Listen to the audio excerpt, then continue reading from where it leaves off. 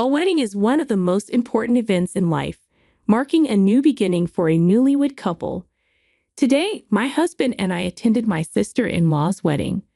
Truth be told, I didn't really want to go, but I ended up going anyway. As the reception progressed and dishes were served one after another, I was somehow presented with a kid's meal while everyone else enjoyed upscale French cuisine. I was asking the staff about this mix-up when my mother-in-law approached me with a sly smile. "Are you enjoying the wedding?" she asked, looking down on me. Before I could respond, my husband spoke up. "My name is Olivia. I just turned 32, and I run my own original apparel company. I'm married to William, who is 2 years older than me. We got married 3 years ago after meeting at a department store. Most of my company's products are sold in apparel shops and department stores, and my husband worked as a security guard at one of those stores. Among the generally older security guards, he stood out to me because he was younger. I was 27 at the time, and he was 29. He was muscular but still looked slender.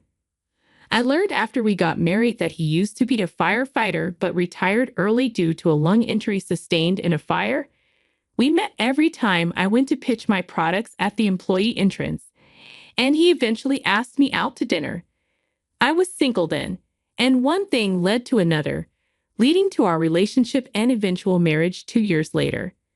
Life with my husband is joyful. We hardly ever argue. However, the challenge is that we're both busy with work and have little time together. But I have no complaints, except for one issue with his family. He has an older sister, Sarah, who's 35. Sarah has been quite troublesome. It all started on a day when my husband and I both managed to get the same day off using our paid time off. "Why don't we go shopping since we finally have a day off together?" "Sounds great. I've been wanting new shoes, so that's perfect." We rarely have the same days off. Due to my role as a business owner, I can't easily take time off, and it's my fault as the owner. It's harder for me to take days off naturally, in a sense. Have the least priority taking days off. Plus, my daily tasks often keep me busy until the morning, so I usually miss my husband when he leaves for work. But when we were finally set for a date, our doorbell suddenly rang at 7:00 a.m. Who could it be at this time? My husband grumbled as he went to answer the door. "Hurry up and open up." Someone was yelling. "Sis," he exclaimed, and I followed him to the door. When we opened it, there stood my sister-in-law, Sarah, with a suitcase. "Sarah, what brings you here at this hour?" We were completely baffled. With a nonchalant expression, she said, "Let me stay here for a while, okay?" "Excuse me, what do you mean, sis?" Naturally, we were perplexed. She had just shown out of the blue asking to stay, as if it was the most natural thing. So we asked, "Why? What's going on? You didn't even tell us you were coming." "Well, I'm getting married soon, and the venue is close to your home. It's a hassle to come all the way here for venue inspections and dress fittings. Then I remembered you both lived around here," she said and started to barge in. I immediately objected. "Wait, we finally have a day off together, and we were about to go out." Hearing this, Sarah's face suddenly brightened. "Oh yeah, we're going shopping," she said, getting excited. My husband and I exchanged a look. Don't tell me you're planning to come with us?" I asked hesitantly. "Why not? Is there a problem?" she retorted defiantly at her audacity. My husband and I were dumbfounded. Then she added, "I want to go look at baby stuff. I want to make sure I'm ready for the baby." She seemed all set to tag along, taking the lead while we stood frozen at the entrance. "Come on, let's get ready. We'll leave by 9:00 a.m. How are we going? By car?" My husband's face darkened at her self-centered attitude. I rarely see him look so gloomy, but it seems he's never gotten along with his sister. He mentioned they used to fight a lot as kids. Is there any way you can leave? William and I just want to enjoy our day off together." I said. Sarah glared at me and snapped. What? You want to exclude me? Wait, you're from a single mother family, right? Yes, I am. So what? I replied. Figures? I've known some people from single mother families, and they lack empathy. They always look down on others. Her words were ironic as she was looking down on me while saying that. She claimed that single mother families produce judgmental people, and wasn't she doing exactly that? Unlike me, she had both parents. Her perspective was a baseless stereotype, and it infuriated me. That's prejudice. I'm not like that. Look, even William is uncomfortable, I said, looking at my husband. He was glaring at his sister. What's up, William? You got something to say to your own sister, she taunted. Of course I do. Please just go home, my husband said firmly. Fine, but don't come crying to me later, especially you, Olivia, she said, singling me out. Thanks for the warning, I replied nonchalantly. With that, she left without another word. After successfully getting rid of her, we had breakfast and went to the nearby mall. But the unlucky start to our day seemed to continue. After shopping, we decided to rest on a bench. Then we unexpectedly ran into Sarah again. Look who it is. The same too. Guess we ended up at the same place, she said. Sis, my husband muttered. Then we heard someone calling her name. It was a familiar voice. It was my mother-in-law. Sarah, let's go see those luxury bags over there, she said. Approaching us, his mother noticed us too. William and Olivia, you too, she said. Mom, he sighed, sounding exhausted. I felt the same way. Dealing with his sister was hard enough, but his mother made it worse. Why? Because she's simply unpleasant, and she quickly showed it. Is that bag from Infinity Tread Shoes? She pointed at the shoe store bag my husband was holding. Yeah, it is, he replied. She and his sister exchanged looks and laughed. Since when do you wear such cheap shoes? Look at our matching luxury brand shoes. William, choosing the wrong partner brings misfortune, she said, their contemptuous gaze mostly directed at me. It was clear I was the main target of their disdain.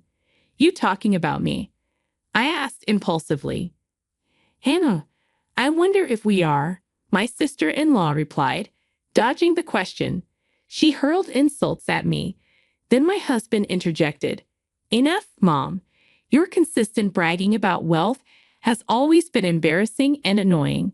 He was angry. A sight of him I had never seen. His job as a security guard lent authority to his voice, but it seemed to have no effect on these two. William, you were born into a wealthy family. Are you okay with this? Being with this uneducated, poor woman, his mother said. Education doesn't matter much these days, and Olivia is, my husband began. But despite them being his family, he prioritized defending me. That alone made me happy and strengthened my trust in him. But the two, faced with his opposition, cut him off before he could finish. That's not true. Dad got his job at a major company because of his education. He's even the vice president now and will soon be president. William, you graduated from a famous university, and yet you're with a woman like this? You've really fallen. My mother-in-law and sister-in-law treated me as an outsider, steering the conversation their way. Despite my husband's retort, they showed no remorse. To me, their nature seemed utterly rotten. How much do you earn, by the way? My dad earns $120. I began, but before I could finish, my sister-in-law interrupted. Wait, $120 a month? She laughed mockingly. Sorry, I should have been more considerate. That must be tough, especially for a dropout. Hey, enough. My husband tried to interject. My sister-in-law placed a hand on my husband's shoulder and said, well, good luck. My husband was visibly angry, and I felt a surge of hatred inside me. However, these two seemed oblivious to our feelings, continuing their conversation at their own pace. Oh, you both better attend the wedding? Mom's preparing a grand event. Yes, we're sparing no expense for our darling daughter's wedding. You are coming, right, Olivia? The pressure from my mother-in-law made it feel like I couldn't say no. My husband, being family, would obviously attend. Reluctantly, I agreed to go. If my husband weren't going, I would never attend such a wedding. The day of my sister-in-law's wedding arrived. I finished my pile of work and even got a new dress with my husband for the occasion. Arriving at the venue, it was clear my mother-in-law wasn't exaggerating. The luxury hotel, the huge ballroom decorations, and the size of the wedding cake all spoke of extravagance. You both made it, my mother-in-law approached us upon arrival. Not that I wanted to make it, my husband muttered, his true feelings showing in an uncharacteristic weary expression. This wedding cost $100,000. We have 500 guests, and the meal is a special course by a top chef. Impressive, isn't it? Only we could do this, she boasted, looking down on everyone. Passers-by only offered polite, light smiles and nods. I was appalled by her need to flaunt her status. Why didn't you spend this much on our wedding? My husband asked, reflecting our reality. Our wedding was modest, costing $20,000. It was a simple wedding with only relatives and a few friends invited, but I was still happy with it. I was content, but in terms of treatment, it was indeed unfair. After all, my husband is her blood-related son. What are you saying? Sarah's Spank Alex will soon work directly under Dad. When Dad becomes president, he'll be groomed to be a key player in the company. It's only natural we welcome him appropriately. My mother-in-law laughed proudly. While we were talking, my father-in-law joined us. Emily, it's almost time for Sarah and Alex to make their appearance. Aren't you going to take pictures in the front row? It felt like he was putting an end to our conversation, but it seemed he too was at odds with us. After speaking to my mother-in-law, he turned to us and said, "It's been a while, Olivia. You should feel honored just to be invited to such a lavish wedding. You'll probably never experience anything like this again in your life." Unlike my mother-in-law, he spoke calmly, but his words were laced with condescension. My husband couldn't help but retort, "Why do you have to say it like that, Dad?" My father-in-law replied with a cold expression, "Don't get me wrong. I never approved of your marriage. Remember the conditions I set?" My husband glanced at me briefly before looking away. What was about to be revealed was new to me. Turning away from me, my husband spoke weakly, graduate from a famous university, earned over $100,000 a year. That's right, you remember well. And Olivia, turning his gaze briefly to me and then back to my husband, he continued, Olivia did drop out, but it doesn't matter. She's making money. Before my husband could finish, my mother-in-law interrupted, shouting, "Daniel, look, Sarah has finished changing into her second dress." She shouted loudly, drawing attention. If it weren't her daughter's wedding, such behavior would surely have warranted complaints for being disruptive. Others glanced at her, forcing smiles. Called by my mother-in-law, my father-in-law said, "We'll talk about this later," and left the scene. My husband murmured, "Olivia is much more amazing than you think, Dad," as he watched his father leave. I felt comforted knowing he thought so highly of me. No matter what, he was on my side. That truth alone lifted my spirits more than anything. When the bride and groom appeared, the hall erupted in applause. The feast began with my sister-in-law's announcement. "We have a special course prepared by a top chef today. Please enjoy it." After her words, the wait staff began serving the food. However, my mother-in-law and a server were arguing close by. "Are you sure about this?" "Yes, just do it." "I understand," the server replied, looking uncomfortable. I soon realized this was the preparation for a prank on me. With the large number of guests, serving the food took time. When my meal finally arrived, I was taken aback. Huh? In front of me was a kid's meal. I immediately asked the server, "Excuse me, but there must be a mix-up." I questioned calmly, despite thinking such a mistake was unusual. The server looked at me uncomfortably, the same one who had spoken with my mother-in-law earlier. "Can you replace it, please?" I added as the server remained silent. Finally, he spoke. "This isn't a mistake. I was instructed to serve you the kid's meal." "What?" My voice of surprise made my husband join the conversation. "What's wrong, Olivia? Why a kid's meal?" He too was surprised to see my meal. Why is my meal different from everyone else's? It was more embarrassing than shocking. People around started to stare at me. "Why do you have a kid's meal?" my husband asked. "I don't know either," I replied. Then my mother-in-law approached, laughing. "How's your meal?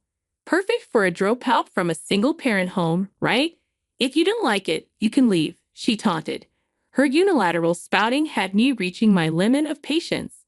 No matter how much I disliked my sister-in-law, I couldn't ruin someone else's wedding.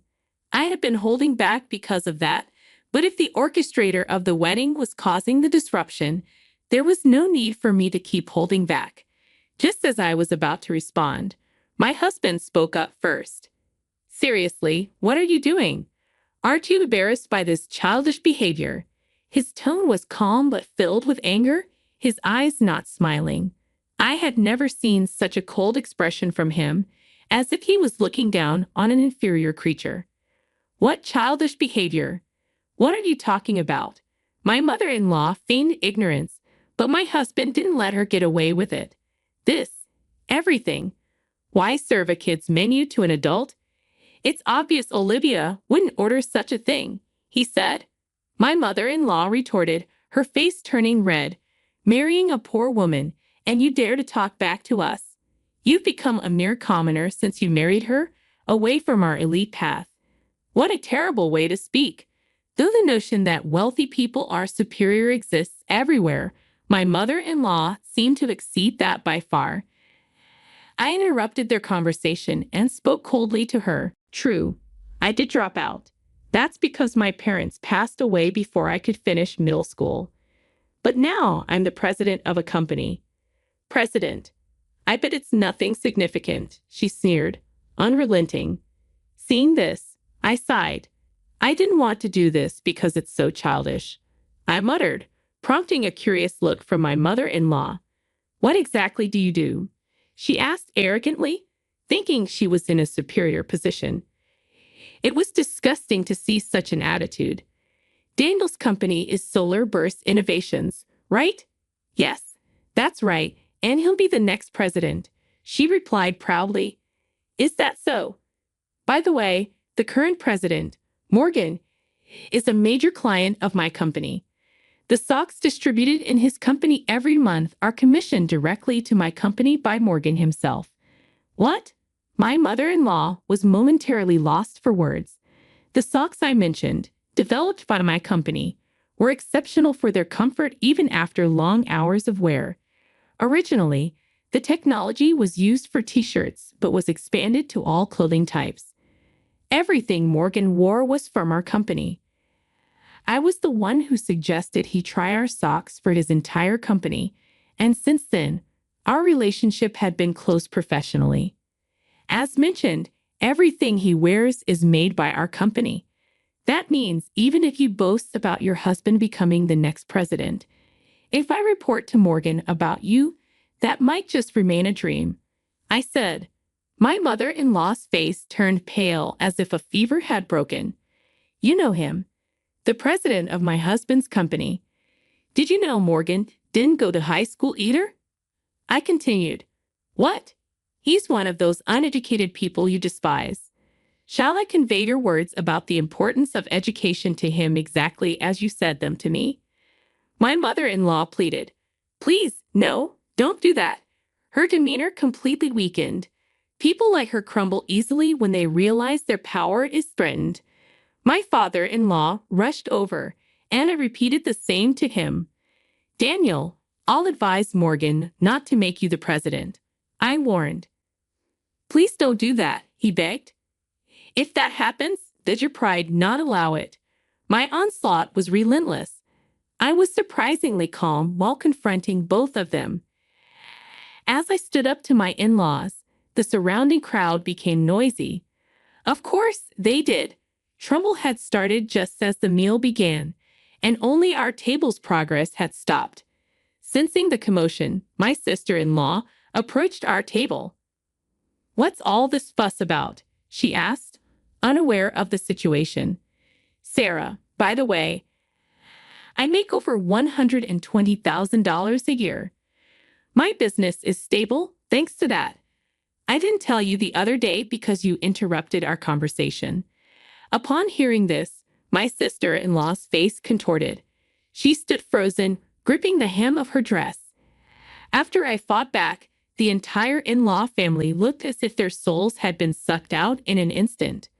"So everything we've been doing to you is—" Sarah started.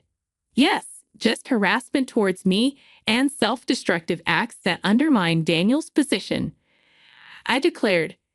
As I said this, my mother-in-law suddenly changed her attitude and knelt on the floor. She clasped her hands together. "I'm sorry, please, I beg you. Forgive me."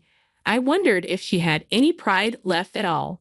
Her readiness to get on the floor so easily seemed almost refreshing, but it still wasn't a reason for me to forgive them. "No, I won't. You've judged and insulted people based on their appearances. You should face the consequences. Please, we've almost used up our savings for this wedding. If I don't become president and get a higher salary, we'll struggle financially," my father-in-law said, following my mother-in-law's example by getting on the floor. My sister-in-law watched with a powerless expression and then asked weakly, "Huh, Dad, you're out of money?" "Yes. I used all I had for this wedding as a gift to you too," he replied. "What about our honeymoon funds?" "Alex's promotion." Her voice trembled. She was only lamenting her worsened position, disliking being brought down from her pedestal. It was all about her own convenience. She wasn't trying to solve anything by herself, always depending on others. "Wait, you boasted about being wealthy and were planning to go on your honeymoon using your parents' money. How shameful," I said. "What did you say?" my sister-in-law retorted, but she had nothing more to say. To all three of them, I declared, real wealthy people and celebrities don't brag about themselves. In other words, you're all just fakes. Know your place. My harsh words completely disheartened them, and my husband murmured his admiration. After that, the wedding was no longer feasible, and we suddenly had free time. We left the pitiful wedding venue of my sister-in-law. Later, I explained everything to Morgan. "Got it. So it wouldn't be fun for you if Daniel became president, right?" "To be frank, yes." "Don't worry. I won't forgive Daniel for insulting you, nor will I make him president. Maybe I should transfer him to an overseas branch." Morgan laughed as he said this. A week later, my father-in-law rushed to us. "Please convince Morgan to cancel the overseas transfer." His face was filled with desperation. Apparently, Morgan was seriously working to transfer my father-in-law to another branch.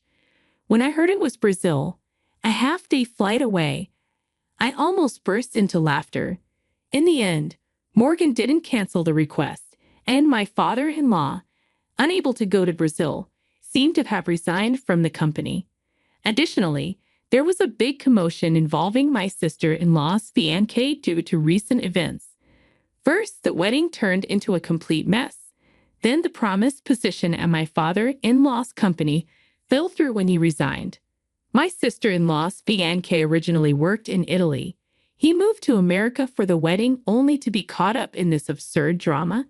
In the end, my sister-in-law's marriage was called off, and she was in great shock. She ended up in the hospital. My mother-in-law, affected by the downfall of my father-in-law and the mental breakdown of my sister-in-law, lost all her hair and now looks like an old woman. As my husband said, the lives of these three people who freely insulted others lost their shine in an instant, like a diamond that turns out to be just a lump of carbon. The wealthy life of my in-laws was nothing but a facade of pretense. Life can hinge on a single event, influencing the future. This applies equally to both good and bad events. This was indeed such an occasion, I believe.